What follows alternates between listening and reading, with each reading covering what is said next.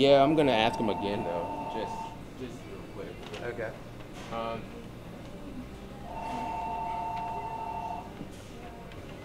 um, where do you purchase the seafood on your menu? Most of the seafood on our menu that we purchase comes from either local fishermen or from local vendors that work alongside the local fishermen in the area. The ones that we do use would be either United or Mattis, which is they're all on the Eastern Shore area or in Baltimore area. But a lot of stuff that they get comes from local fishermen. Anything else for you today? Are local items important to you? They're definitely important to me.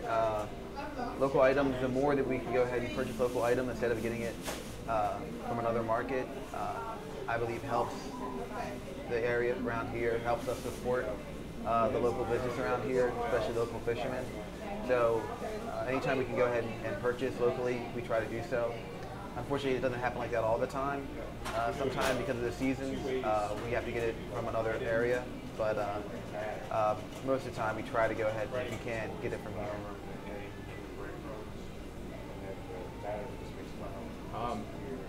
Are you worried about seafood fraud?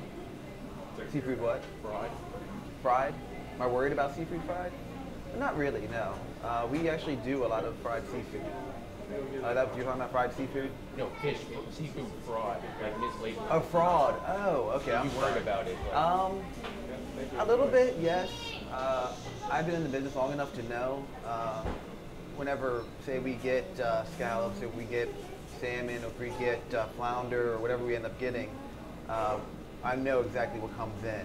And fortunately, the people that I get my seafood through, a lot of the stuff that comes in fresh, I know it is what it is supposed to be.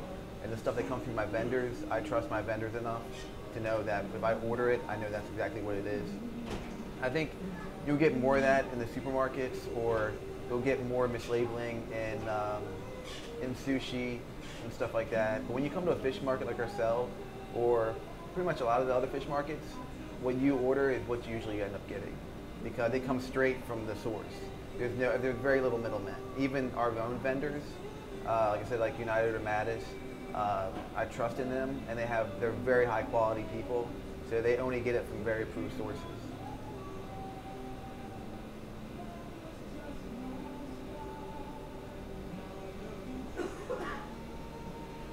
Why is seafood fraud an issue in the industry? I guess you've kind of spoken on who does it, but why do you think it goes on?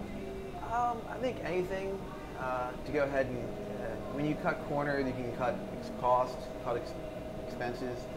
I believe that's the main drive for people to do that. Usually, unfortunately, cutting quality is not, I feel, is not the best way to help cut costs. Especially when you get into bigger organizations. Like I think a lot of the frozen seafood, that's the stuff that you have to be careful of being fraud. But as long as you get it fresh, a lot of times, and you know you get it right from the source, you're okay with it. But I think the fraudulent seafood that comes in is, like I said, mostly with bigger companies, and it's more, I think, with processed seafood. I think processed seafood is what is 9 out of 10 times that if it's fraud, it's going to be processed seafood. So, and ourselves and I'm guessing other carry-out or local seafood eateries, we try to go ahead and even the stuff that we do fry, like say for a sandwich or stuff that we make up, is all fresh, and we actually make it here. We bread it ourselves. We go ahead and make it up ourselves from scratch, from that fresh seafood.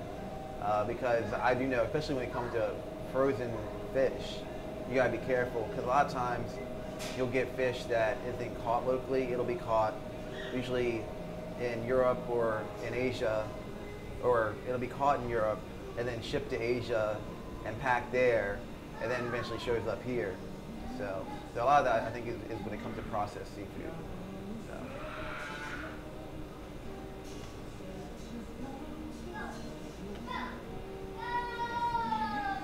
What should customers do to protect themselves against seafood fraud?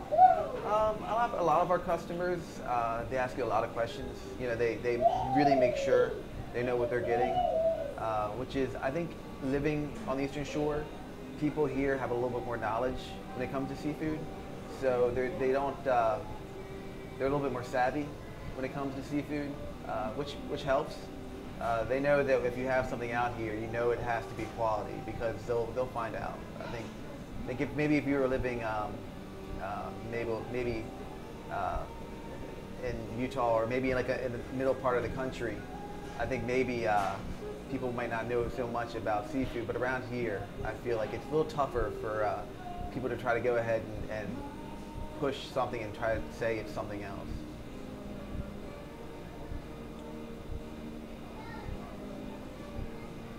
How many species of fish do you sell, and how often does the menu change? Usually, our menu always kind of stays the same for the cooked food. Most of the stuff we do, I'd say probably 60% of our business is probably crabs. But we do have a nice selection of raw fish, and that kind of changes depending on the season. Like this time of year, we're not quite as busy, kind of a shoulder season. Even though in Salisbury, you kind of have more people here all the time, where I have another place in Ocean City where it's just summertime, not so much at all in the wintertime. But here, because of January and February and March, it's not quite as busy, so we don't try to carry as much fish.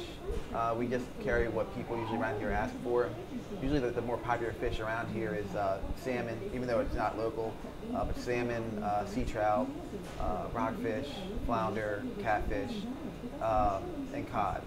We always carry those, but then we also go ahead and try tilapia. We'll go ahead and carry every now and then. We'll go ahead and tuna when it's in season. Usually in the summertime too. Summertime we'll carry more stuff. We'll carry rainbow trout. We'll carry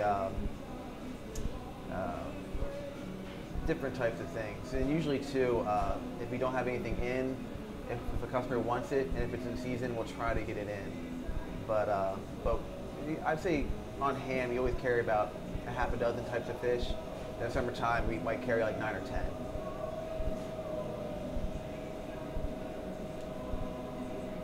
Are there places you won't buy seafood from? I know there was times with the Gulf, because we also have a lot of shrimp that we sell.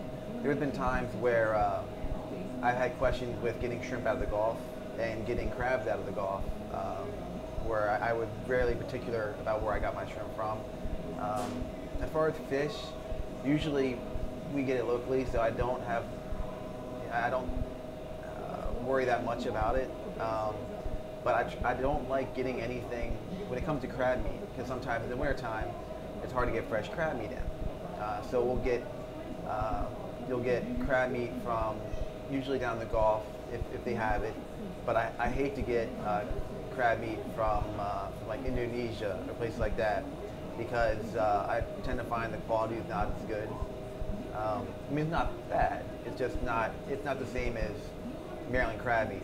And you can pass off domestic crab meat, say if it's from Georgia or Carolinas or Virginia, because that won't vary that much. But if you try to go ahead and get crab meat from Asia, when you're talking about a totally different type of crab, then you can tell the difference.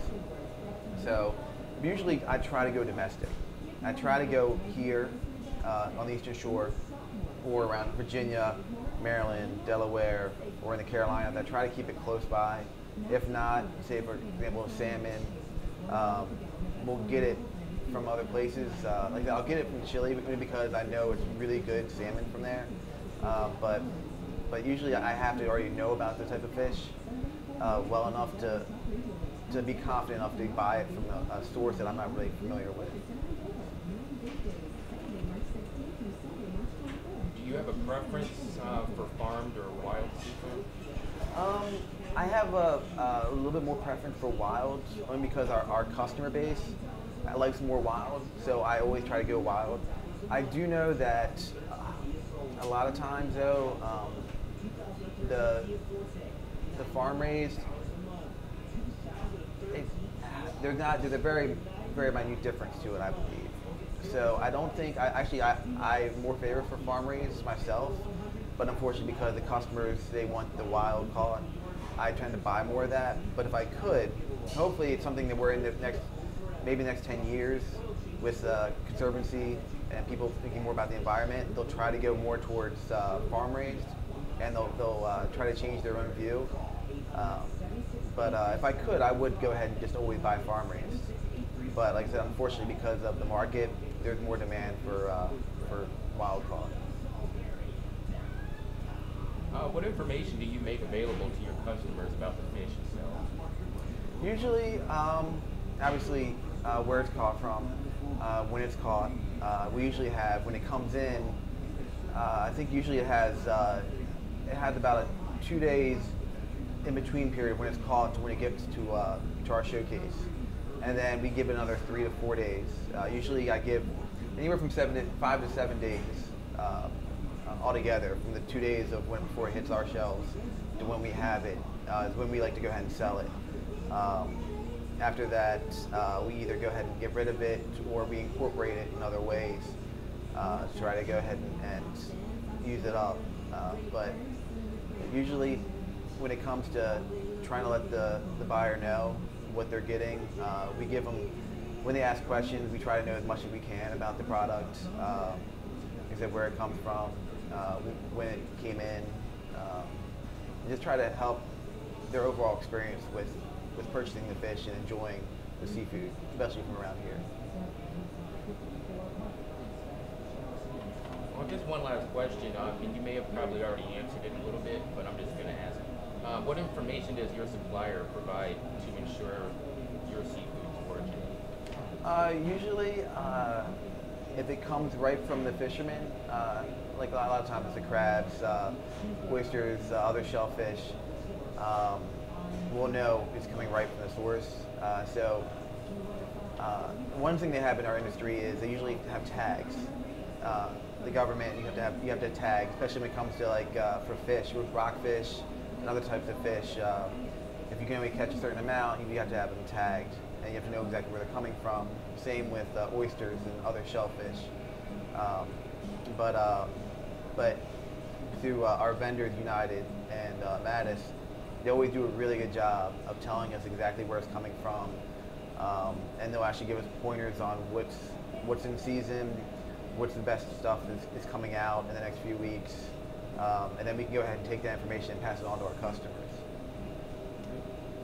Is there anything else you would like to add or say that I may not have gotten to that you think is important?